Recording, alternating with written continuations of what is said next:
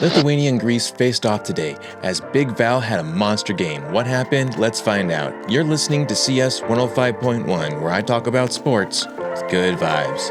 Let's get it.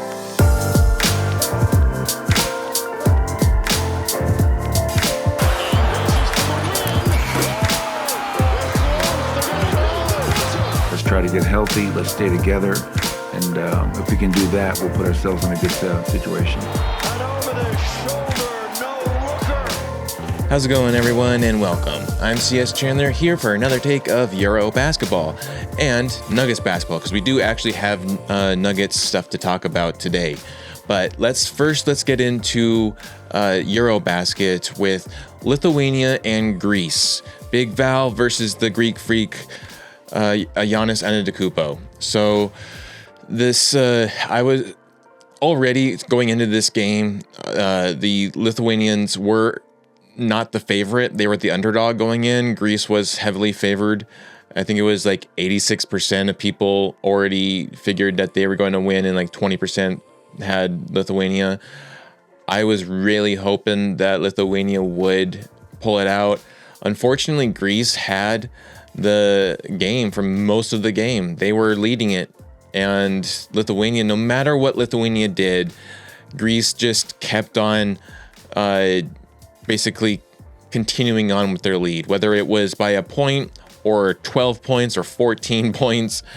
Greece just kind of more or less dominated. But that's not to say that certain players in Lithuania didn't have themselves an amazing game. Our backup center to Jokić, big Jonas Valančiūnas, had a fantastic game. And for most of the game, he was actually outplaying Giannis. It wasn't until the fourth where Giannis really started to take over. But for the first three quarters, man, Big Val was having it. So the game started off with Greece winning the tip, and they didn't actually get the first bucket. That was actually Lithuania. They got the first bucket with a three. And then immediately after that, Giannis actually got a bucket. It was a left wing fadeaway jump shot for two, pushing up a quick 5-point stretch there. And then he actually got a second bucket, Giannis did, with making it 7-0. But then it was from there on, you could tell that like the Greece was not gonna let them take this over, so they went on a little run. Giannis got the first bucket for Greece, and then they just started racking up the points here. Giannis quickly scored a couple more buckets.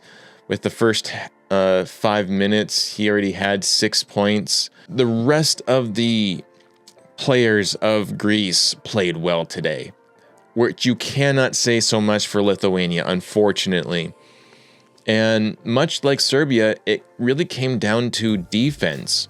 Defense was not one of the strong aspects of today's game from Lithuania. First quarter ended 19-24, Greece on top.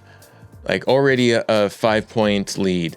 And that's just from mainly back-to-back buckets several times. Several times Greece went on little runs.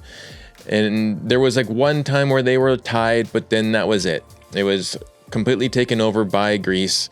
They won the first. Second quarter starts off. Lithuania does get a bucket. Their first bucket of the second quarter was also a three. Different player. And Greece matched them with the three of themselves. So it stayed the same. And then you got back-to-back buckets again by Greece. Jonas got a amazing two floater outside the left jump shot that kind of went viral, and he was playing some really good offensive ball. And then just the defense was not so great at all in Lithuania today. So it didn't really stretch out to any like horrible deficit early on. The first half ends 38-44, Greece on top, and Lithuania actually only won the fourth quarter by 1 point. And so you would think that would mean that Lithuania had a better quarter, but not really. I feel like it was because, again, Jonas is what he really took over in the fourth, and yet they just outscored them by 1. And so Greece beat Lithuania in the second quarter 20-19, and then the third quarter starts, and again Lithuania got out on a good start of the quarter. Jonas got to the line, made 1 of 2, limiting or eating into the deficit a little bit, and then he actually went back to the line and made both free throws. And after that, Jonas got some buckets. Slokas of Greece also got buckets. Kostas got a bucket. Jonas got more free throw. And that was the big thing, is that in the second half, Lithuania kept on getting their hand caught in the cookie jar. And so they kept on sending Greece back to the line. They went to the line several times in the third quarter. And I'm looking right now at the play-by-play, and most of the buckets that were made by Greece were free throw shots. And yet they were still able to win. And Jonas ends the third quarter at the free throw, making both free throws. But, I mean, he made both free throws, right? He is synonymous with taking the longest time getting off his free throws. So, of course, he's going to get the free throws in because he takes more than what he should to get them off. Now, I'm not hating Jonas or any Greece people that, see this and they come chirping at me. I'm not hating Jonas. Jonas is a very dominant player. And it is amazing that the first 3 quarters, Valančiūnas was actually outplaying him. You had Valančiūnas, by the end of the third quarter, he was shooting 73% from field goal range. And he had 22 and 11 versus Jonas's 20 and 3, shooting 54%. And this is where I'm saying that as soon as the fourth quarter came around, Jonas kind of took over the game, because at the end of the day, Jonas actually outscored Valančiūnas 29 with 6 rebounds, 2 assists, shooting 60% from field goals. Whereas Valančiūnas started to cool off, and he ended with 24, 15, and 1, shooting 56%. So that fourth quarter, Valančiūnas started to cool off, whereas Jonas was really nailing it down. So you can't really hate too much on Jonas. He is an amazing player, definitely one of the best players in the world. I will say that. As much, I feel like he's one of those troll players that I actually don't mind, because he does back it up. Whereas KD is just, he has a bad attitude. I know KD is a great shooter and everything, but not all the time. And he definitely didn't play well this past season. So, but we're not talking about KD. We're talking about EuroBasket here. And so the fourth quarter starts off with Greece getting a bucket. They get the first bucket of the quarter, extend the lead to 6. Actually, no, sorry. They extend the lead to 14. So much worse. It's so much worse, because the third quarter ends with Lithuania in a 12-point deficit, 52-64. And then Greece starts the quarter, gets a bucket, extends it to 14. Rokas gets a 3 to trim that down to 11. But then Greece battles back with the 3 to get it back to 14. And that's, again, the defense just wasn't there for Lithuania. Got to be better if you want this. And it just kind of, obviously the team that wanted it more got it. And that was Greece today. There was one man on Lithuania that wanted it the most, and that was definitely Valančiūnas. He had a great game regardless. And so the fourth quarter actually ends with a little bit of a run. So I will say this. like, give credit to Lithuania. Even though they were down by like 14 at the start of the fourth, they managed to battle back and make it a 10-point game with 1 minute left on the clock. And then it was like an 8-point game, and then they started playing the foul game and started sending Greece back to the free throw line. And that's kind of where they just officially lost the game, and on free throws once again. So the final score was 76 to 87. Greece wins. They advance on to the semifinals to face Turkey, which Şengün had a phenomenal game today. He got a triple-double in 20 minutes. Props to Şengün and Turkey for all the Turkey followers that watch me. The big thing also is that when you look at the box score for this game, Lithuania they had 3 players in double digits, but 2 of those players barely made double digits. You had Vleka with 12 points, Yedis with 10 points, and then Jonas with 24. So Jonas was definitely the one that was wanting it the most. And then on the Greece end, you had Giannis with 29, and then you had Vasilios with 17 points. And then you had Kostas with 11. So you had 3 guys with double digits as well on the Greece side, but 2 of them were some of the top 2 scorers in the game. I mean, separated only by Valančiūnas.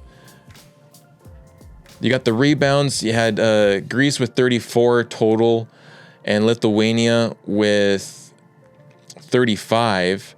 So Lithuania actually out-rebounded Greece just by 1 bucket, but it was those second chance points that Greece kept on getting because Lithuania would either foul them or have turnovers or not get the offensive rebounds. The offensive rebounds, or I should say the defensive rebounds. No, the offensive rebounds for Greece were 5. The defensive rebounds for Lithuania were 28.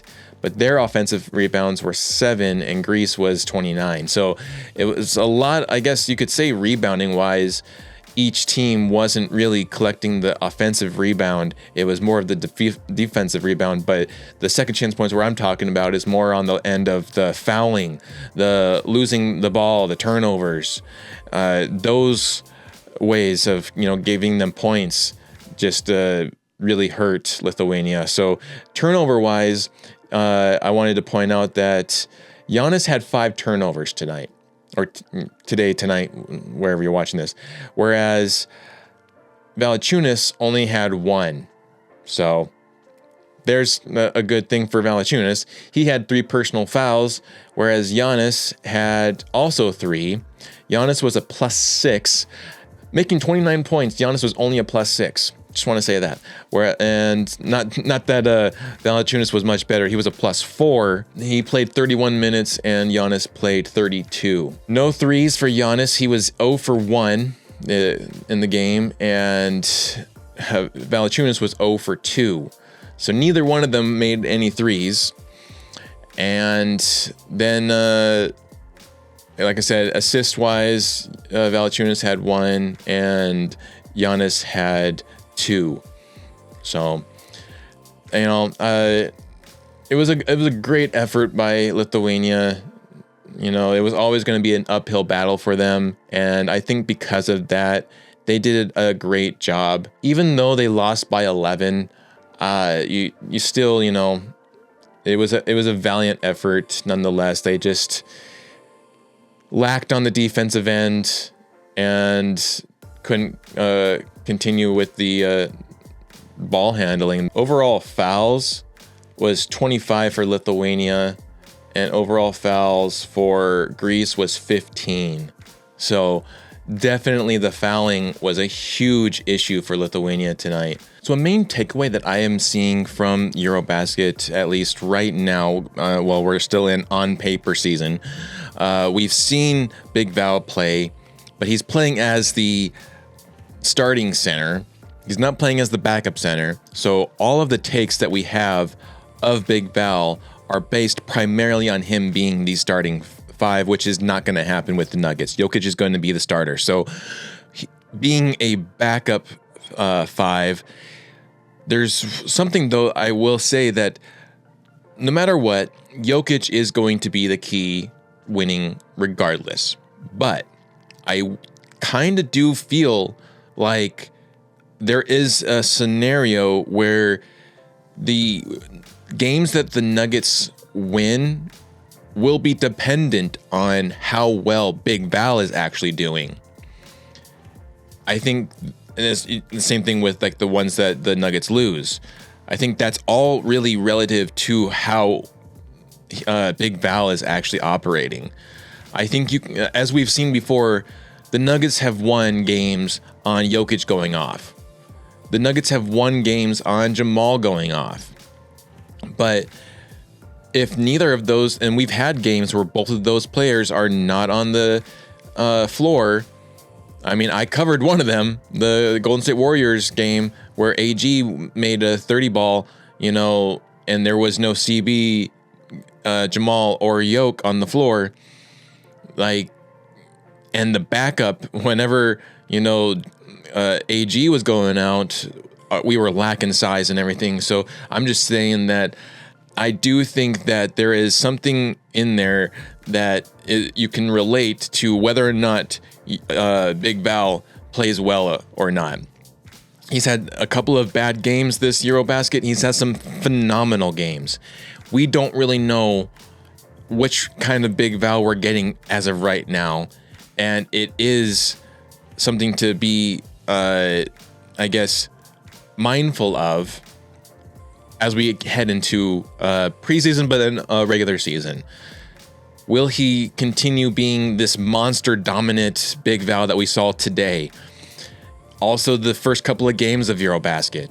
I mean, he really dominated. There was a couple of games where he actually did better in his games than Jokić did in his games, So I do think that Big Val will be connected with whether or not we lose or win a game, especially being on the backup 5, then on the bench. The Nuggets have had a pretty horrendous bench for the last couple of seasons, so it will be something I feel like that is a maker, not really necessarily a make or break thing, but is something that to keep, like I said, be mindful of it when we lose. Is it because Big Val didn't show up, or is it was he actually going off? Because if he goes off and we still lose, then that's clearly a more team issue. But if we lose and Big Val didn't play well, then I do think that there is something there that hark back to those minutes that he played. Because those typically are the minutes where we have lost a lot of games, is those non-Jokić minutes, where teams just take advantage of the Nuggets so much. I mean, the Thunder did it. They actually made plays and they put in their best players during those minutes. The Clippers even did it. The Clippers put in Zubac during the non-Jokić minutes because they knew the Nuggets had no answer for Zubac when he was on the floor. So I think now that we have an actual relevant center to Jokić, if he actually shows up and does his part, then those young Jokić minutes are no longer a worry. The great thing about this is that hopefully Big Val can now head over to Denver and start practicing with the boys, because the boys are already practicing. I don't know if you saw this, but we had some images and video come out from the PR team of Denver Nuggets showing the hard work that the Nuggets are putting in right now. Jamal's working out. Cam Johnson's working out, CB's working out. Pretty much everyone is working out right now in Denver. The entire squad, AG, all of them. P-Watt, CB, Brucey Brown, except for Jokić and Valančiūnas. Only 2. So we just need our main centers to come in and practice with the boys. I don't know if Jokić is going to really make it before training camp. I think he's gonna, take some time to rest because he just finished up with EuroBasket. It wouldn't be crazy to think that maybe Valančiūnas also does the same thing, takes a couple weeks off, and then comes for training camp. So training camp starts the 29th of this month. That's also media day. And I believe it's the 6th of October that the Nuggets get their first preseason game against Timberwolves. That will be their first actual matchup against another team this season. And we'll see how well they play as a team. Hopefully, with this EuroBasket, it gave a lot of good workouts for Valančiūnas to get in and be dominant in preseason as well as regular season. Jokić hopefully gets a little bit more in shape. Maybe he's taking this time right now while he's resting, but also hopefully working out. And maybe not even just working out on the court, but just working out, eating right, getting slimmer, because he is pretty heavy. But, again, I guess the only concern there with Jokić and the weight issue is that it does put a lot more strain on his legs and knees. So if he's able to slim that down, hopefully maybe he can give himself a little bit more time while playing to, be good, or, stay good, I should say. But this is great to see. I mean, I'm going to say it. I told you I'm going to say it every episode. This is going to be the year of Jamal. Blue Arrow is going to make a comeback with a vengeance. He is looking slimmer. He is looking quicker. He is looking on fire. Every bucket that we're seeing right now in the training, or at least Nuggets training right now, is going down. And obviously, of course, the team doesn't want to show any of the missed shots. I understand that there is a little bit of biasness and cherry picking of what best shots to show the world, but still, I mean, I'm still buying as much Blue Arrow stock as I can. Then the other thing that's pretty awesome to see is just how good Cam Johnson is fitting in already with the team. I mean, the fact that he's already with the team, he's like, it looks like he's been a part of the Nuggets for a while now. Like it's when you see it, you kind of have to remind yourself he just got put onto this team back in June. And already he looks like he's been playing with the league or with the Nuggets for like the last 3 years. Like he looks like one of the boys already. And that's awesome to see. I think he's going to fit in so well in Denver culture, especially Nuggets culture. Like, I'm excited to see him play. And especially when you keep on getting these bombs from these podcast bombs from MPJ. Now he's on one saying that, well, he said a couple things. For one, he was like, it looks like almost like he's on some kind of camping trip, or at least out on like some kind of bonfire or whatever, talking with his guys. And he says that Steph Curry is the only shooter that's better than him. Now, I don't really fault him too much for that, because that's confidence, and every player should have confidence. Sometimes we even saw this last season where MPJ was not so confident. So it's great to see that maybe he does have some confidence. Maybe it's just like trying to convince himself that he is who he thinks he should be going into this next season, so he can carry this team, the Nets, that is. But he also said that the high school McDonald's All-American team could beat the WNBA teams. And that's crazy. That to me was the biggest disrespectful, like, what would you call it? Ignorant comment that he has said, like, at least in that one sitting. Because if you think that they could beat the WNBA athletes, then you haven't been paying attention to A'ja Wilson, who's been averaging 30 points for the last 12 games. They haven't lost a single game. They've been on a 12-game win streak right now. The Aces have. Like, that alone should be okay. No high school basketball guy is going to beat A'ja Wilson. Then you also look at Sabrina Ionescu, who is like the Steph Curry of the WNBA. She is a sharpshooter. She is amazing. Also, Brianna Stewie, she's amazing. You got Tisha Cloud. Like, one, her attitude is very infectious, but then the other thing is just that she is a pest defensively. She has stolen so many balls, disrupted so many offenses. Her defense is so with it. So, I mean, and then you have, again, the aces, Jackie Young. You have Collier and the Lynx. Like, there is no way that a high school McDonald's All-American basketball team is going to win a professional WNBA team. I'm sorry, but that ain't happening. Maybe, like maybe you can maybe get a couple of players from like the G League or from the NBA teams or whatever that could maybe give the WNBA a run for their money, but there is no way that the McDonald's All-American high school students are going to be defeating pro athletic women, WNBA women. I mean, I've been watching and there's just no way. They are too good. They're just way too good. Asia Wilson, man, fourth year MVP coming up here. Like, she is the Jokić of the WNBA, and what Jokić should have already had if fatigue voting wasn't a thing. I mean, technically, Jokić should have had already 5 MVPs, but we're not going to go down that road right now. So, the other thing is I wanted to quickly touch on was Carmelo Anthony was inducted to the Hall of Fame. And there's been talk about should there be reconciliation between Nuggets and Nuggets Nation with Melo.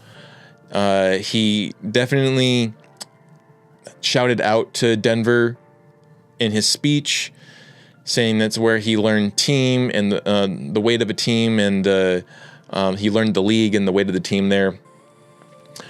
And here's my take, if you care to listen.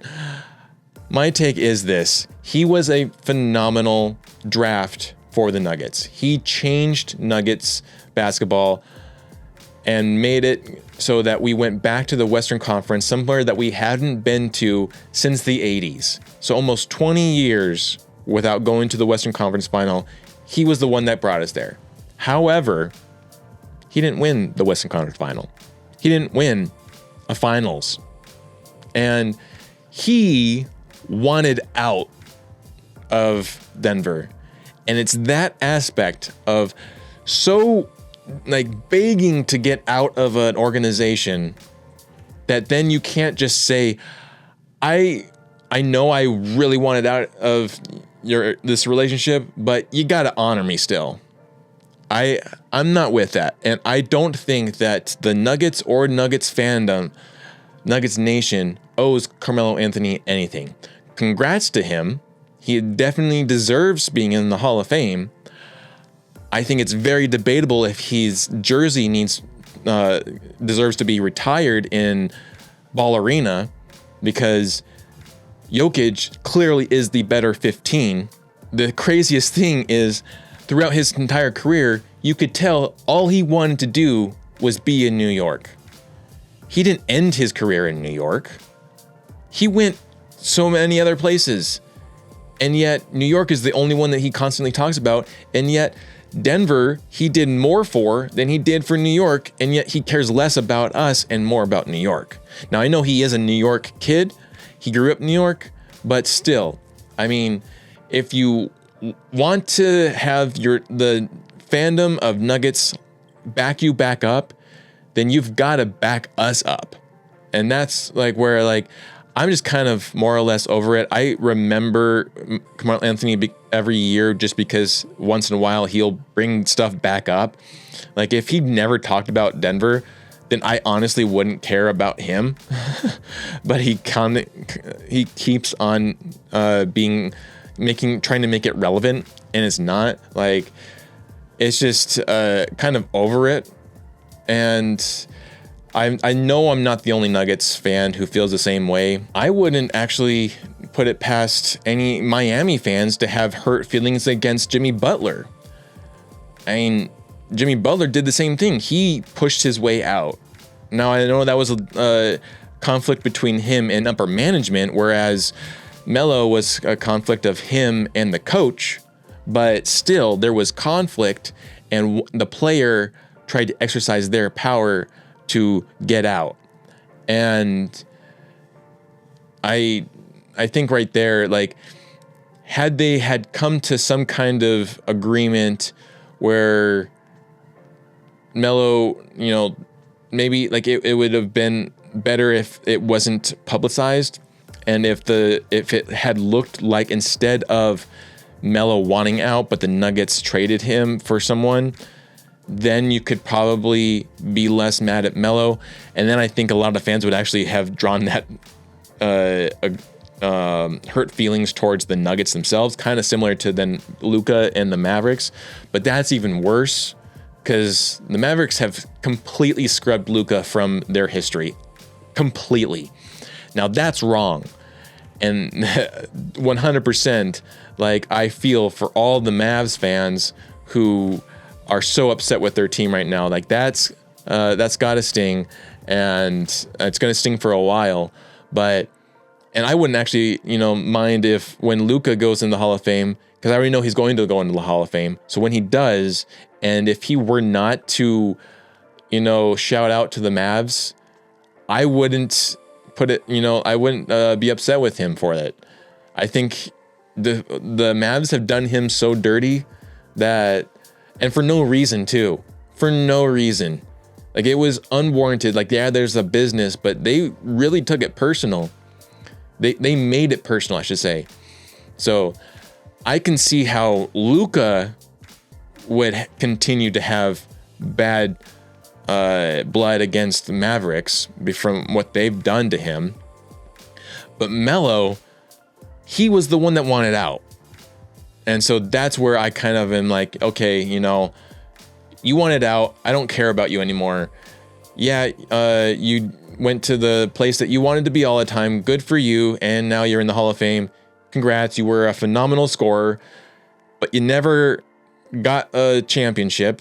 And I know that's also partly on the team that he was on. He was never put on a team that worked alongside him with his specific skills to help them achieve a championship level style of play. And so that's unfortunate. You know, there are so many players that fall down that path. The number one person that I always think of who should have had a ring and never got a ring was Charles Barkley. But there are a lot of them. And unfortunately for Melo, he's one of them. And he definitely had deserved a ring for sure. I will say that, as much as I hated the way that he exited Denver, I do agree that he deserves a ring. I do agree that he deserves the Hall of Fame. I don't agree that he deserves his number retired in Ball Arena. Also, case in point, because as soon as he left the Nuggets, he didn't wear 15. If 15 mattered so much to him, he should have kept it every other team that he played with, but he didn't. And so it's more of a principle for him, of him just wanting to get one over the Nuggets to do something, but he didn't want to be here, and he didn't even care about 15. Jokić literally does care about 15. It's been with him for a while, even before the Nuggets. So, I mean, that's just right there in itself. Like, let me know in the comments of what you think.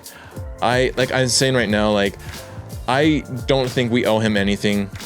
Congrats to him on the Hall of Fame recognition. He was a fantastic player. He was an amazing player. But it stops there, pretty much. Right? So, but that's also pretty much all I got for you today. I hope you enjoyed this episode. If you did, please give it a like and subscribe. Share it to your friends and family. And you've been listening to CS 105.1, where I talk about sports with good vibes. We'll catch you later.